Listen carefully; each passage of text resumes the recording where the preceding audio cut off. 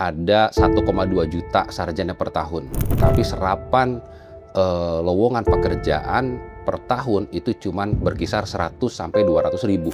Ini gapnya tentu sangat besar. Menteri Ketenagakerjaan Republik Indonesia Bapak Profesor Yasirli. Kita harus bisa meyakinkan investor luar negeri bahwa investasi di Indonesia ini aman. Jadi selama kita bersama dengan mereka, selama kita memahami mereka, dan selama mereka tahu bahwa kita akan mensupport mereka, tak usah khawatir.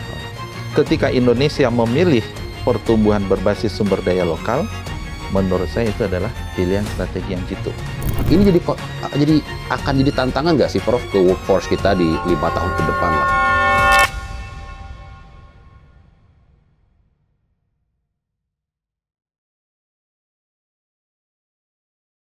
Assalamualaikum warahmatullahi wabarakatuh, sahabat inspirasi sekalian.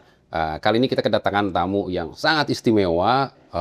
Beliau seorang teknokrat, seorang menteri. Saya sudah tahu beliau sejak lama, Prof. Menteri Pak Yasirli. Siap. Terima kasih, Prof, sudah berkenan hadir. Sama-sama, Kang Shoki. Saya panggil Kang Shoki ya. Siap, izin, Prof. Men. Jadi kita akan selama 30 sampai 45 menit ke depan, kita akan banyak berdiskusi tentang apa sih yang harus disiapkan sama anak-anak muda sekarang. Karena kalau kita lihat Indonesia ini sekarang banyak sekali sarjana. Kemarin kita ngelihat data ada di Kumparan nih, Prof. Ada 1,2 juta sarjana per tahun. Tapi serapan lowongan pekerjaan per tahun itu cuman berkisar 100 sampai 200 ribu. Ini gapnya tentu sangat besar. Di sisi lain tentu ini pasti multi kementerian ya, Prof, ya. Ada kementerian investasi juga di situ. Tapi kita akan ambil angle dari Kementerian Tenaga Kerja. Sebelum ke situ, boleh cerita nggak, Prof? Brief sedikit latar belakang pendidikan dan sebetulnya keahlian Prof ini apa sampai jadi Menteri Tenaga Kerja gitu, Prof? Ya, bismillah, makasih Kang Shoki. Latar belakang pendidikan, jadi S1-nya saya bidangnya teknik industri, ya. S2-nya teknik dan manajemen industri, dan yang ketiga juga sama teknik industri. Jadi teknik industri itu terkait dengan kemampuan kita mengelola sistem. Di situ ada manusia di dalamnya. Tujuannya bagaimana sistem itu bisa bekerja baik, bisa lebih efisien. Ya, kemudian kita bisa mengintegrasikan ya ekosistemnya ya dengan pendekatan yang disebut dengan system thinking, ya, pendekatan sistem. Nah, kenapa kemudian jadi menteri? Kalau jadi menteri itu takdir ya. Ya, saya tidak pernah berpikir mimpi jadi menteri.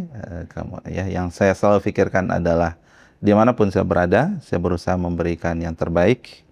Mencoba berpikir journey ya, membangun journey mulai dari kampus, kemudian memberikan kontribusi 25 tahun, 20 tahun saya sebagai konsultan, kemudian ya situlah mungkin ya, kemudian masuk membantu pemerintah dengan sebagai konsultan juga ya, kebijakan-kebijakan, panduan dan seterusnya, sampai mungkin akhirnya dipertimbangkan secara profesional gitu ya, dianggap mungkin sesuai dengan yang dibutuhkan mungkin ya, itu wallahu a'lam itu ya. Saya ingin highlight system thinking ini, Prof. Kebetulan saya pernah ambil kelas di MIT dan itu termasuk mata kuliah yang sangat populer, Prof, system thinking. Bahkan jurusan-jurusan yang lain dari Harvard Business School, Carnegie School, semua ingin ngambil mata kuliah system thinking. Apa sih sebetulnya system thinking? Jadi system thinking itu kemampuan kita untuk membedah, melihat satu permasalahan bahwa banyak faktor. Ya, jadi sistem itu contoh kita sebut dengan 5M. 5M itu apa? Man, machine, method, ya, money, materials. Jadi ketika kita dihadapkan kepada misalnya sebuah perusahaan ini stagnan pertumbuhannya, atau malah kenapa profitnya turun. Tidak bisa sesederhana ini adalah masalah teknologi. Berarti kita belum secara sistem. Jadi kalau secara sistem, kondisi manusianya seperti apa pekerjaannya, mesinnya seperti apa, materialnya masih bagus apa enggak, hingga sampai rantai nilai supply chain-nya. Kemudian dari segi manajemen bisa juga kita tambahkan 5M, 6M, 7M. Manajemen kita sudah menerapkan best practice apa belum? Semua itu harus dilihat di diagnosa, ya seperti dokter lah. Ya, dokter itu bagi saya dia memiliki sistem thinking dalam konteks ya ketika mendiagnosa pasiennya. Ada hipotesis-hipotesis dilihat secara menyeluruh, baru kemudian ternyata kalau kita lihat ya simptom-simptomnya sepertinya ini loh masalahnya. Dan ketika kemudian sudah tahu masalahnya X, untuk menyelesaikan masalahnya juga jangan lupa bahwa 1M itu dipengaruhi oleh MM yang lain juga dalam nanti implementasinya. Itu secara sistem. Jadi masalah tuh nggak bisa dilihat dari single factor, tapi ada Yes. multiple factor gitu ya, Prof ya. Dan satu hal yang menarik di teknik industri, mungkin juga engineer yang lain mengatakan kami juga system thinking. Teknik industri, pembedanya itu adalah kita put people at the first, at the center. Ya, jadi kita selalu berbicara bahwa teknik industri itu terkait dengan kemampuan kita, ya, concern ya dengan sistem yang terdiri dari ada manusia di situ, ya, kemudian dan komponen sistem lainnya. Bagaimana kita bisa melakukan improvement, bagaimana kita bisa meningkatkan kinerjanya. Kata kuncinya people, dan ini tidak banyak. Ya. IPA rasa IPS gitu ya, Prof ya. Bukan, people itu artinya gini. Tadi saya contohnya adalah sebuah perusahaan.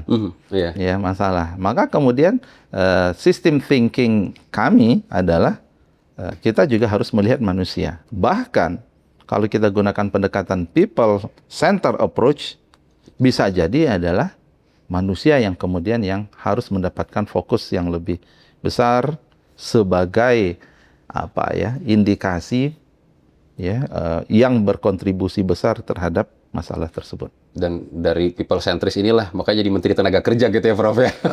Tadi kalau menteri mah takdir lah ya. Wallahu alam. Tapi related to pendidikan, karena berpikir multifaktor juga nggak mudah, Prof. Seringkali kalau kita rapat misalnya kan, oh ada masalah tadi, revenue turun, oh ini kayaknya masalahnya ini. Kecenderungan kita berpikir one dimensional, ini kayaknya one single factor. Yeah. Nah ini kan harus dilatih ya, Prof ya. Yeah. Nah, Prof Menteri pernah kuliah di Amerika.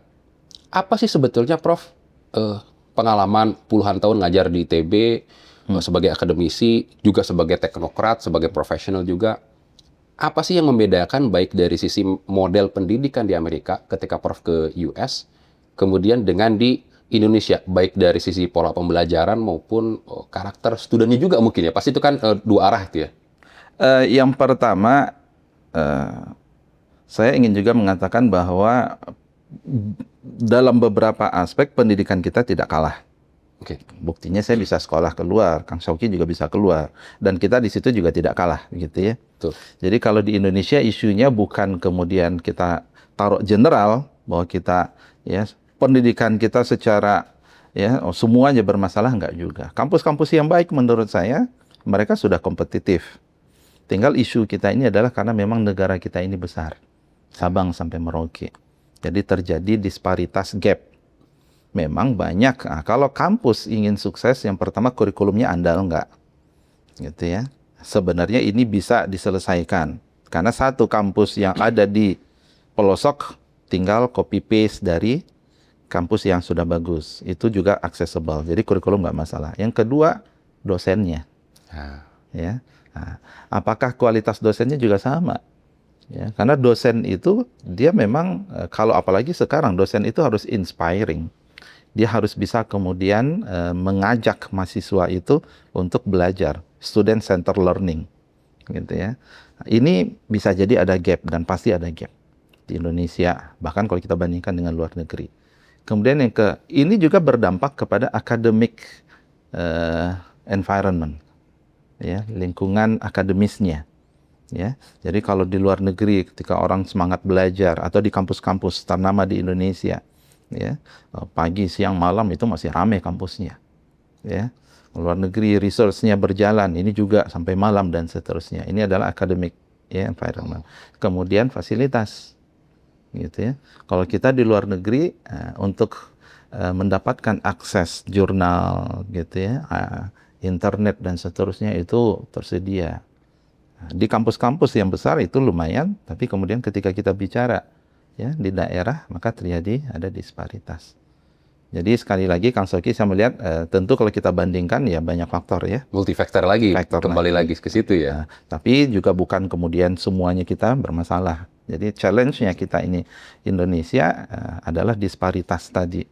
Ya, masih mungkin kalau yang bagus mungkin hanya segelintir kampus, mostly itu di Pulau Jawa, di Pulau Jawa, dan memang PR pemerintah adalah ya memberikan suatu fairness gitu ya, pemerataan sehingga dari Sabang sampai Merauke itu tumbuh gitu. Itu yang harapan. Prof, saya kemarin datang ke acara publikasi McKinsey. Jadi McKinsey bikin laporan April 2025. Di laporannya cerita tentang bagaimana Indonesia ini tenaga kerja hanya 15% yang bekerja di large companies di Indonesia ini. Sementara kalau kita lihat negara emerging, pembanding seperti Meksiko, Portugal, Polandia, itu jumlahnya 28-35%. Jadi proporsi workforce yang bekerja di large companies itu lebih besar. Sehingga mungkin ini yang membuat mereka economic growth of middle income-nya lebih resilient gitu ya. Sebetulnya what happened, Prof? Kenapa bisa kita secara apakah karena jumlah penduduknya juga atau ada faktor-faktor apa yang menjadi concern di kementerian sekarang ini, Prof, terkait hal itu? Ini pertanyaannya berat ya. Oke, jadi semangat saya. Jadi begini, saya melihat not necessary bahwa dia harus bekerja di perusahaan besar. Oke. Amanat konstitusi itu adalah setiap warga negara berhak mendapatkan pekerjaan dan penghidupan yang layak. Jadi pekerjaan yang layak itu istilahnya decent work. Decent work ya. Jadi tidak harus bekerja di perusahaan yang besar. Kalau perusahaan kecil, startup, kemudian dia decent, layak, di situ dia mendapatkan upah yang bagus, jaminan sosial yang bagus, perlindungan kerja dan norma kerja, menurut saya itu sudah bagus begitu. Nah, ketika kemudian amanat dari konstitusi seperti ini yang dilakukan pemerintah, ya tentu tidak diam gitu ya. Satu sisi memang industri coba ditumbuhkan, menumbuhkan industri ya sampai kemudian tadi ya industri perusahaan besar itu kan butuh modal. Ya kuncinya itu adalah bagaimana pemerintah bisa mendapatkan investor dari luar dan dalam negeri. Dalam negeri sedang berproses, Kang Syauki. Makanya saya melihat Danantara ini menjadi sebuah strategi. Ketika terjadi konsolidasi aset, maka kemudian pemerintah ya bisa lebih powerful dalam melakukan investasi. Tapi tetap kita harus bisa dan harus bisa meyakinkan investor luar negeri bahwa investasi di Indonesia ini aman, semua ya tidak ada biaya suluman, cepat dan seterusnya. Sehingga itu caranya agar industri itu tumbuh. Itu satu sisi ya. Nah, sisi yang kedua sebenarnya decent work itu keunggulan di Indonesia adalah kita memiliki sumber daya. Ya. Makanya yang dilakukan sekarang adalah misalnya terkait tentang pangan, ya, swasembada pangan, hilirisasi, ya, kemudian bahkan kalau menurut saya Pak Presiden keluar dengan 1000 kampung nelayan dan seterusnya. Ini kita bisa ya menuju ke sana sebenarnya. Jadi ya bedanya tadi kalau kita lihat perusahaan-perusahaan itu kan cenderung lebih banyak manufaktur mungkin gitu ya, atau di luar negeri ya. Kalau kita ya ekonomi yang berbasis sumber daya lokal itu berpotensi untuk ditumbuhkan. Gitu ya. Nah, makanya nanti kita kawal terkait dengan upahnya seperti apa, jaminan sosialnya seperti apa dan seterusnya. Saat ini ketika memang kalau kita lihat secara jujur juga banyak perusahaan itu juga sekarang sedang surviving ya. Ya, kondisi ekonomi global, geopolitik global, ada Trump dengan perang tarifnya. Ketika Indonesia memilih pertumbuhan berbasis sumber daya lokal, menurut saya itu adalah ya pilihan strategi yang jitu. Karena kita ya tidak akan tergantung dari kondisi global supply chain tadi ya. Yes, exactly. Nah, tinggal merancangnya merancangnya. Gimana petani ya dia bisa kemudian mendapatkan pekerjaan yang layak dengan pertanian, nelayan. Ini PR. Kuncinya nanti memang hilirisasi. Kuncinya nanti koperasi. Jadi sebenarnya kalau Kang Syauky lihat, fondasi-fondasi itu sedang dibuat oleh Pak Presiden sekarang. Gitu. Ya. Kita punya konsep tadi bahwa koperasi itu akan menjadi solusi yang jauh lebih mensejahterakan bagi rakyat dibandingkan dengan perusahaan konvensional. Karena koperasi tujuannya adalah pemerataan ya pemerataan keuntungan, kemanfaatan bersama dan seterusnya. Jadi masukan yang tadi terkait dengan McKinsey dan seterusnya, oke, kalau kita hanya lihat dari historis ya beberapa tahun, 5 tahun, 10 tahun, tapi yang 1 tahun yang sudah dijalankan sekarang, bagaimana fokus berbasis kepada sumber daya lokal, ini menurut saya menarik untuk kemudian kita proyeksikan dan kita kawal ke depan. Ya. Oke, Prof. Kalau 3 objektif Kementerian Tenaga Kerja, 1, 2, 3 ke orang awam, apa aja itu, Prof? Yang pertama adalah penyiapan skill vokasi. Skill ya. Nah, jadi itulah kita punya balai. Kami punya 41 balai-balai latihan kerja. Skillnya skill vokasi ya. Vokasi. Jadi pelatihan 3 bulan, 6 bulan. Ya, vokasi barista, bengkel, elektronik, smart farming. Yang mungkin SMK mereka sudah belajar banyak, tinggal kita finalisasi plus sertifikasi. Itu 1 ya. Oke. Jadi vokasi dan sertifikasi itu 1. Yang kedua adalah penegakan norma kerja dan K3. Ya. Oke. Nah, yang ketiga adalah membangun hubungan industrial yang harmonis. Di sinilah kita berbicara terkait tentang ada kami itu lembaga kerjasama tripartit nasional. Di situ tripartit ya, ada pemerintah, ada pengusaha, ada komponen dari serikat pekerja, serikat buruh. Ya kalau dibilang 3. Oke. Nah, tambahan yang lain itu sebenarnya juga kita sekarang mengelola platform Siap Kerja. Siap Kerja itu adalah platform untuk mempertemukan para pencari kerja dengan perusahaan lowongan. Jadi kita buatkan online. Dan magang itu adalah bagian dari penyiapan ya agar mereka siap untuk bekerja. Batch 2 magang nih berapa ratus? Katanya 100.000, benar nggak, Prof? Total 1 tahun 100.000. Jadi batch 1 sudah 20.000, sekarang batch 2 tambahan 80.000. Apa gagasan awal sampai kepikir, oke kita bikin program magang gitu, Prof? Ini panjang, tentu tidak hanya dari saya ya. Ini adalah keputusan bersama dan juga arahan dari Pak Presiden. Ada di situ Pak Menko Perekonomian juga yang menurut saya perlu mendapatkan kredit juga gitu ya. Ada Pak Mensesnek dan seterusnya. Tentu ada Menteri Keuangan. Jadi idenya memang selama ini kita selalu berdiskusi terkait tentang link and match gitu ya. Jadi sudah seberapa siap lulusan perguruan tinggi diploma untuk bekerja gitu ya. Kemudian ya mereka harus dilatih, mereka harus disiapkan sertifikasi. Di sisi yang kedua, pemerintah juga ingin ada paket ekonomi. Paket ekonomi itu tujuannya adalah meningkatkan daya beli. Nah, ini bisa dikawinkan nggak? Ya, gitu ya. Nah, pilihan kita sebelumnya ada bantuan subsidi upah. Kita sudah jalankan. Gitu ya. Jadi bantuan subsidi upah untuk pekerja formal itu sudah pernah di-launching. Bulan Juni, bulan Juli untuk sekitar 15 juta. Nah, udah sekarang kalau begitu kita segmen yang lain itu adalah para lulusan perguruan tinggi. Apa yang kemudian cocok? Ya ternyata akhirnya mengerucutlah kepada magang.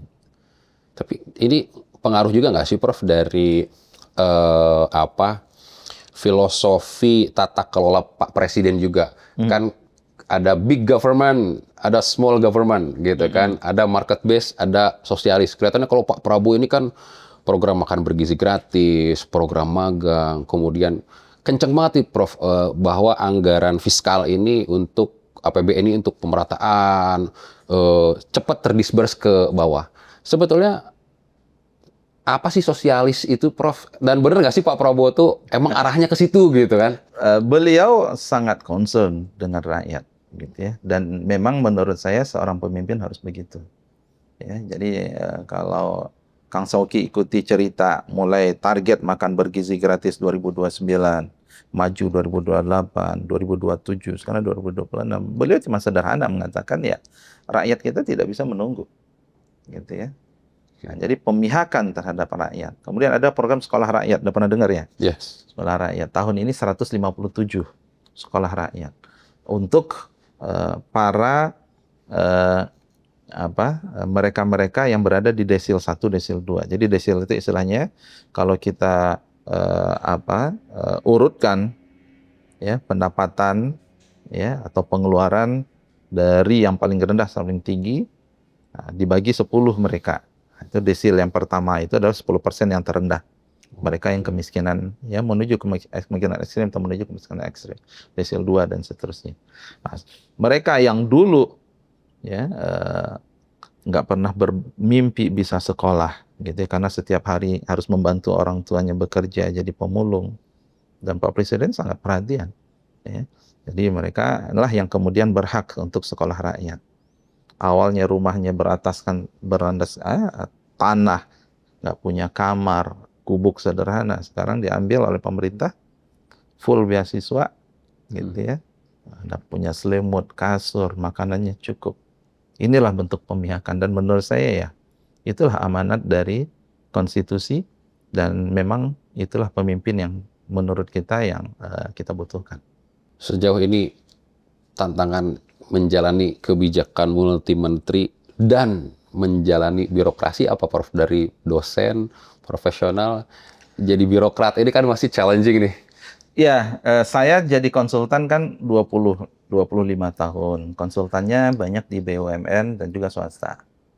Sampai di birokrasi, tantangannya itu adalah terkait dengan regulasi sebenarnya. Bukan regulasi sebagai tantangan ya, memang kita dengan APBN ini tidak mudah, Kang Syauki. Ya, jadi sudah ada pakemnya, gitu ya. Ada perencanaannya, ada targetnya, kemudian ditujukan kemana, dulu dirancangnya seperti apa, ini masalah penyaluran dan seterusnya, gitu ya. Dan kita ingin di satu sisi memberikan yang terbaik, layanan yang cepat, tapi belum tentu layanan yang cepat itu kemudian secara ya regulasi keuangan ya itu boleh gitu ya, tergantung dari ya rancangan awalnya seperti apa. Beda kalau di korporasi. Ya, korporasi kalau Kang Soki sebagai CEO gitu ya, owner gitu ya. Besok programnya A, bulan depan ganti dengan B. Ini pindah anggarannya ke sini, itu bisa. Ya, karena memang kondisinya dinamis kan. Betul. Kalau di pemerintah nggak bisa. Gitu ya. Jadi BSU kemarin saya anggaran sekian. Ya udah sekian, targetnya dulu berapa? Segini. Nanti penyalurannya di mana? Caranya bagaimana? Aman nggak?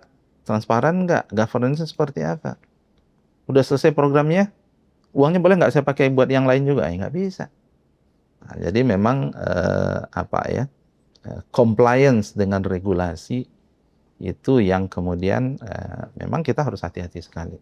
Makanya kemarin Pak Presiden realokasi anggaran rame semuanya, Prof ya. Kalau Pak Presiden bicara bisa tentu, karena beliau punya instrumen, gitu ya. Pak Presiden bisa. Yang susah kan untuk level ya menteri ke bawah, begitu ya. Nah, sehingga memang saya selalu berpikir agility di korporasi, agility tadi ya, bisa setiap saat realokasi, refocusing ya. Di korporasi mungkin ya, apalagi kalau di swasta itu lebih agile dia, startup lebih agile. Pemerintah nggak bisa seperti itu, gitu ya. Terkait kebijakan, Prof. Misalnya ini kan pasti common nih, ada kebijakan yang bagus banget, tapi public naratifnya nggak bagus nih, Prof. Karena nggak semua orang bisa memahami maksud pemerintah. Ada satu lagi mungkin populis, tapi ini sebenarnya kontennya nggak ada. Nggak ada isinya gitu. Nah, bagaimana seorang menteri menghadapi dinamika dua hal ini, Prof? Iya, itu yang saya hadapi sebenarnya ya. Karena memang saya kan bukan politisi gitu ya. Saya juga sebagai dosen kalau apa ya, personal brand itu bukan menjadi goal saya gitu ya. Memang itu jadi tantangan gitu ya.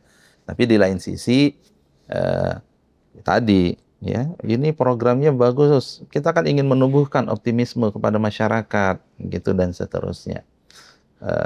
Saya terus belajar gitu ya. Jadi solusinya memang PR humas dari kementerian itu yang memang atau dari pemerintah itu memang harus bagus.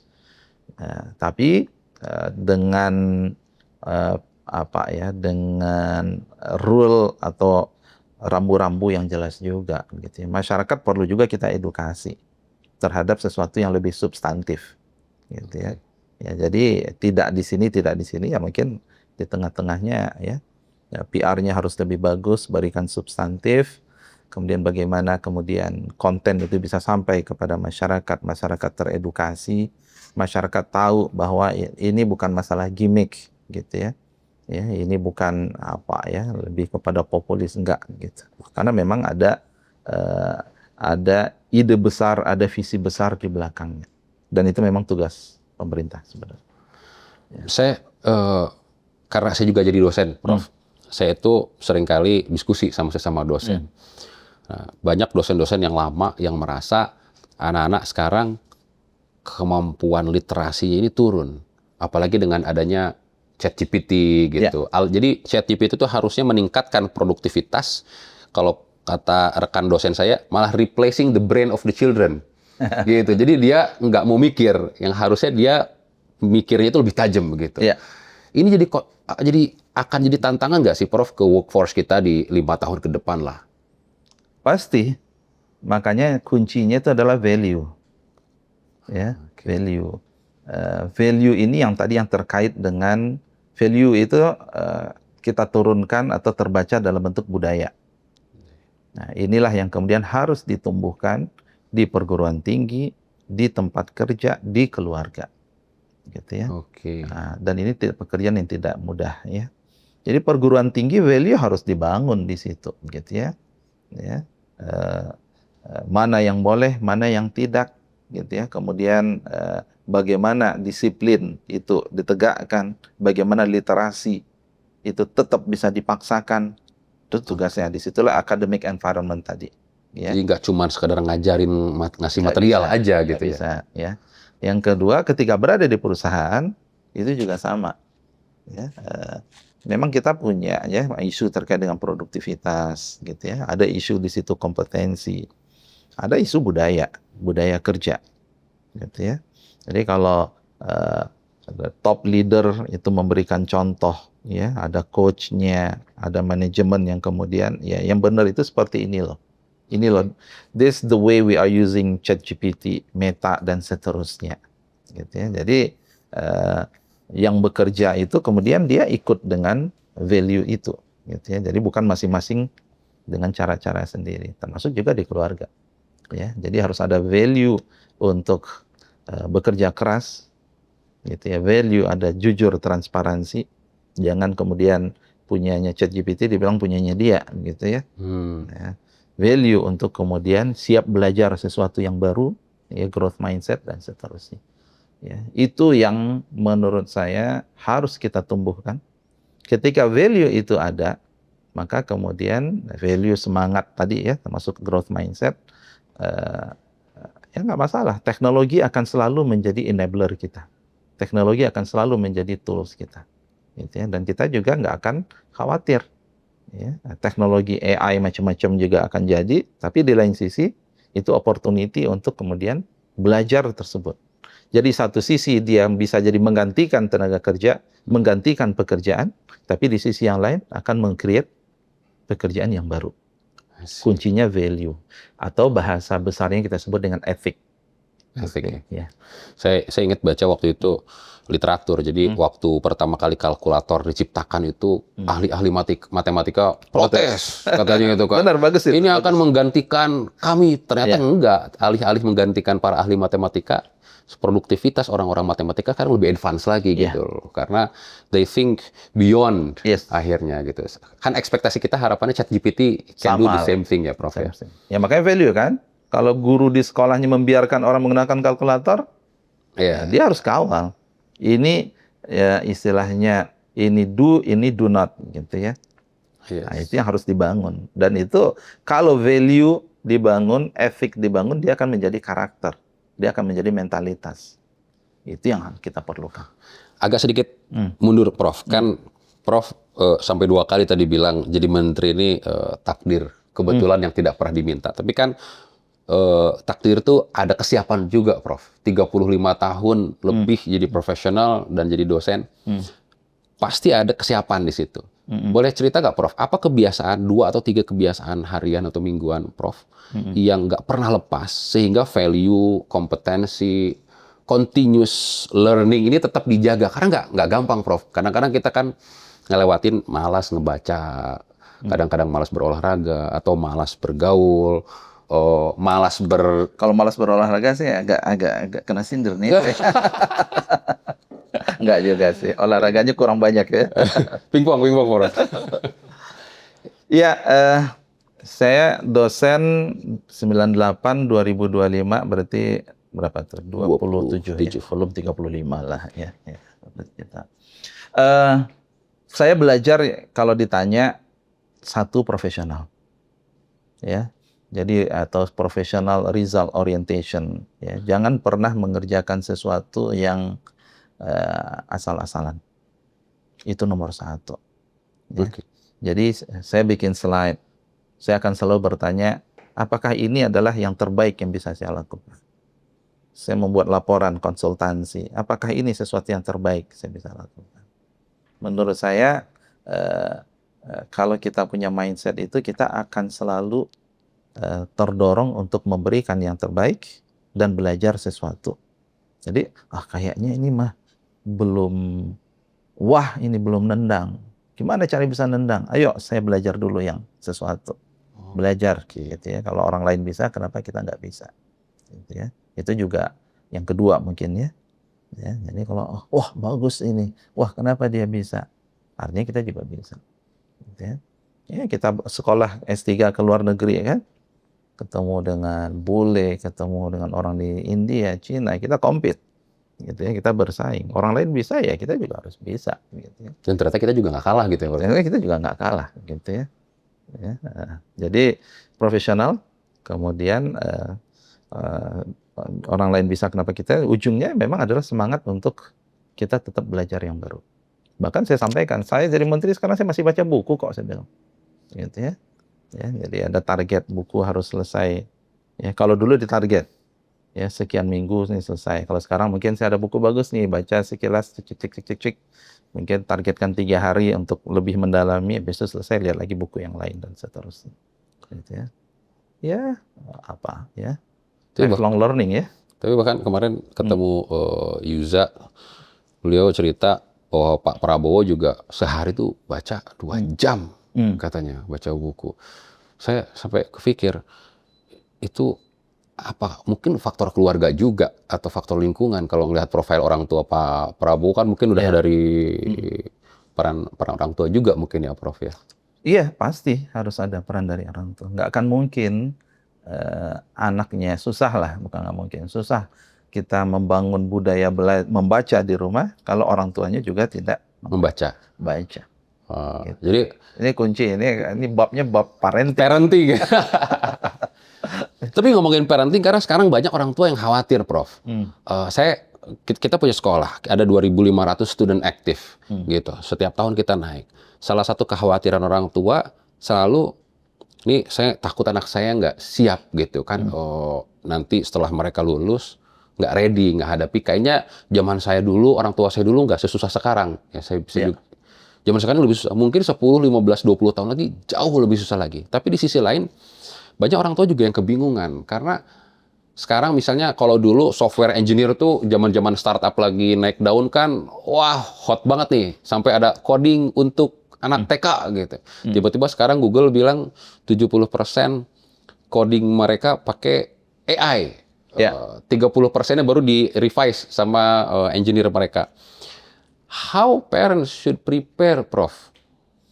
Ya, yang pertama, ini berat ini ya. Kekhawatiran orang tua itu sesuatu yang kita maklumi. Betul. Yang kedua, kuncinya memang kembali ke orang tua dulu satu ya. Mereka juga harus sadar. Tapi kalau dari kesadaran kekhawatiran itu bagus. Ya, ada keinginan dia untuk membersamai anaknya untuk menghadapi tantangan ke depan. Gitu ya. Tinggal kemudian masalahnya di anaknya ya. Gitu ya. Nah, dunia ke depan, dunia yang penuh tantangan, volatility, uncertainty, semakin kompleks. Saya selalu mengatakan orang yang sukses adalah yang agile dan adaptif. Ya, memang perguruan tinggi memberikan ijazah, tapi jangan hanya membatasi diri bahwa saya hanya bisa kompetensinya ini, gitu ya. Sekarang itu kan tuntutannya sudah transdisiplin, multi kompetensi. Kampus-kampus di luar negeri sudah masuk kepada S1 itu ada major, ada minor. Benar. Gitu ya. Elektif gitu ya. Elektifnya banyak, gitu ya. Jadi kesiapan kuncinya memang kesiapan belajar, kemudian punya portofolio.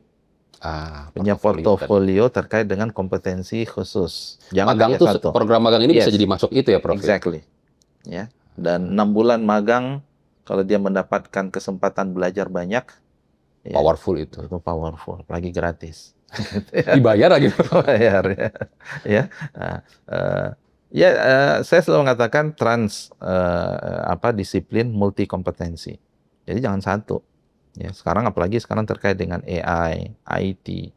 Ya, mungkin ibarat dulu ya, ketika mungkin zaman saya ya. Saya mungkin SMP atau SMA belajar ngetik pakai komputer. Saat itu hanya kompetensi dimiliki oleh selected persons. Sesudah kuliah ya semua orang harus bisa komputer. Harus punya komputer, harus punya laptop. Gitu ya. Jadi sesuatu kompetensi yang jarang dimiliki kemudian dia akan menjadi sesuatu yang wajib. Ya. Nah, sehingga dia akan menjadi bukan lagi sesuatu yang wah, tapi sudah menjadi common kompetensi. Nah, ini juga begitu. Orang bicara AI, kalau saya lihat, saya ngajar di beberapa kampus kuliah tamu, masih ada yang gap, apa gitu ya. Apa ini dan sebagainya. Berarti agak terlambat.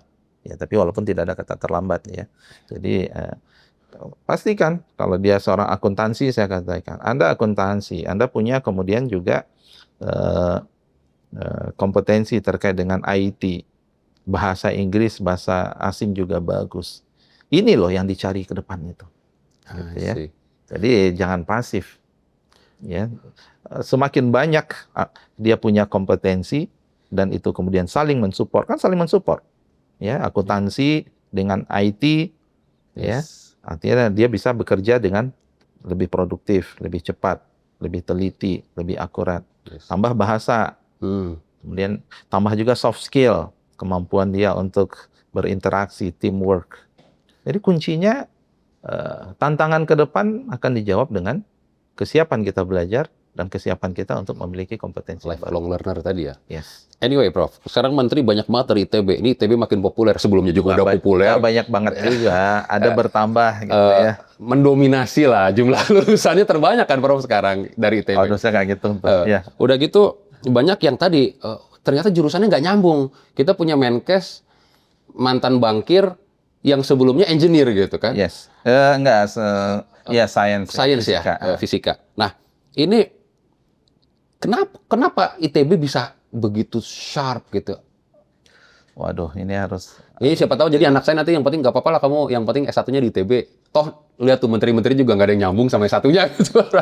Ya, kan orang tua banyak yang mikir gitu sekarang, Prof. Kalau menurut saya, yang pertama tadi kesiapan belajar yang baru.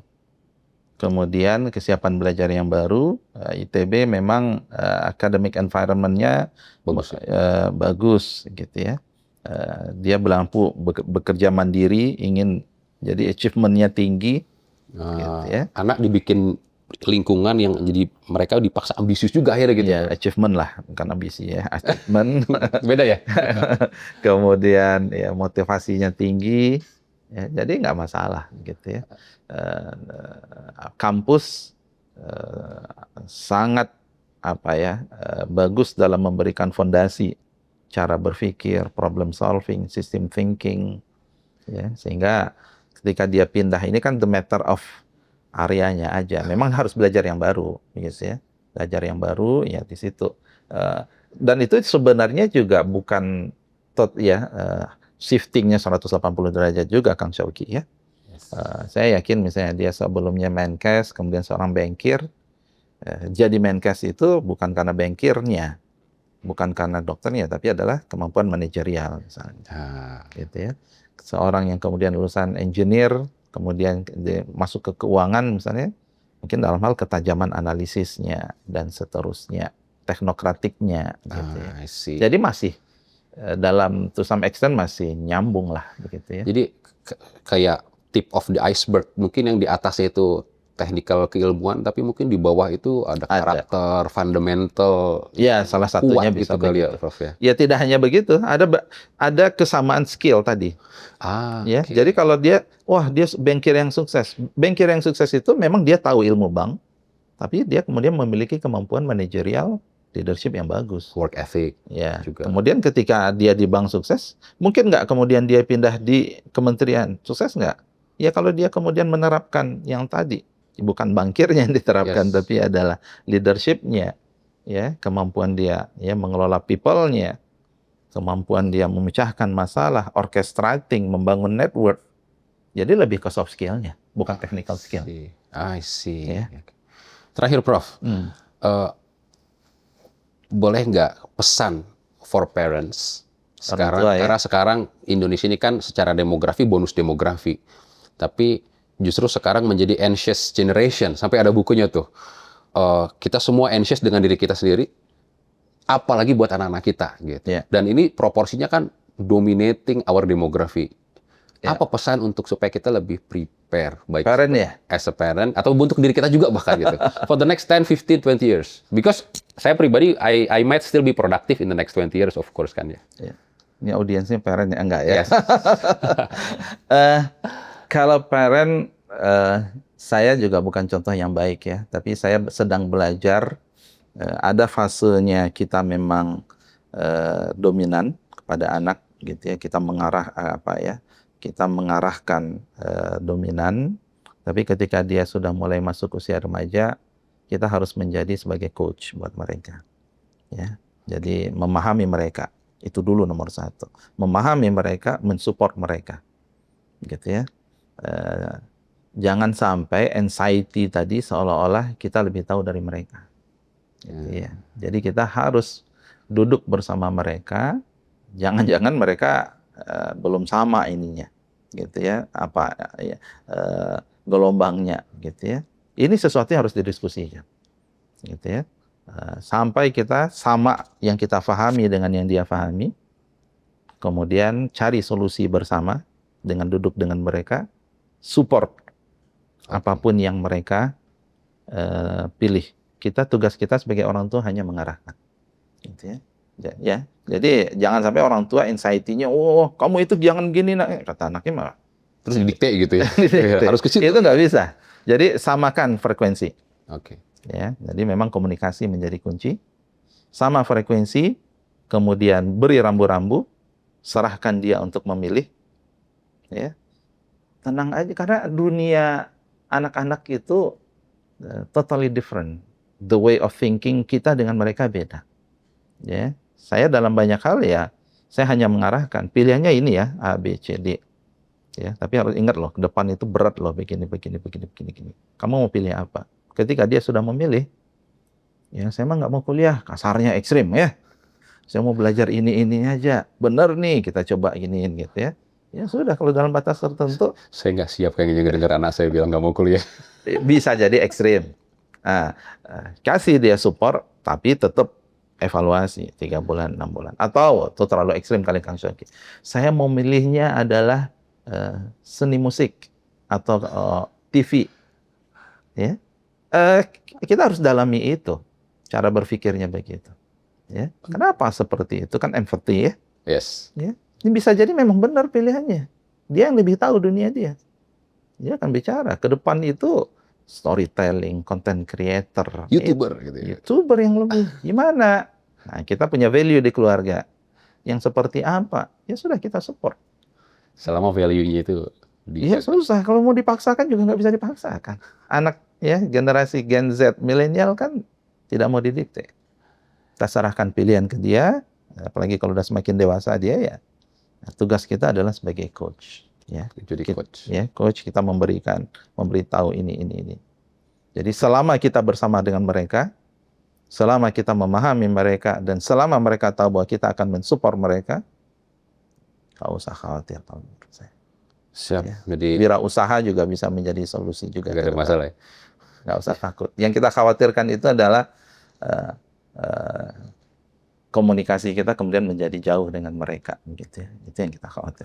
Saya waktu itu lulus kuliah, saya bilang saya mau bisnis. Terus teman orang tua saya bilang, susah ya nyari kerja sekarang. Jadi dianggapnya bisnis itu karena susah nyari kerja.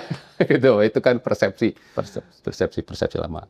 Jadi menjadi coach bagi the next lifelong learner ya Prof ya. Iya, generasi Z, anak-anak ini dunia yang baru buat orang tua ya, yang usianya jangan pernah mendikte ya, dengarkan dari mereka. Allah memberikan kita 2 telinga dan 1 mulut, artinya kita harus lebih banyak mendengar, memahami mereka. Lebih empati. Kawan-kawan sekalian, tadi itu semua diskusi 45 menit kita dengan Prof. Menteri Yasirli. Nggak kerasa, tadinya saya mau nambah, tapi saya takut protokolernya nanti marahin saya di belakang ini. Jadi 45 menit saya dari tadi udah lihat jam. Terima kasih, semoga bermanfaat. Terima kasih Prof. Menteri sudah bersedia berkenan hadir. Mohon doanya ya Next. teman-teman semuanya, insyaallah. Kita lancarkan, semoga Prof selalu sehat, diberkahi dan dilindungi oleh Allah Subhanahu wa taala. Amin. Terima kasih. Assalamualaikum warahmatullahi wabarakatuh. Waalaikumsalam warahmatullahi wabarakatuh.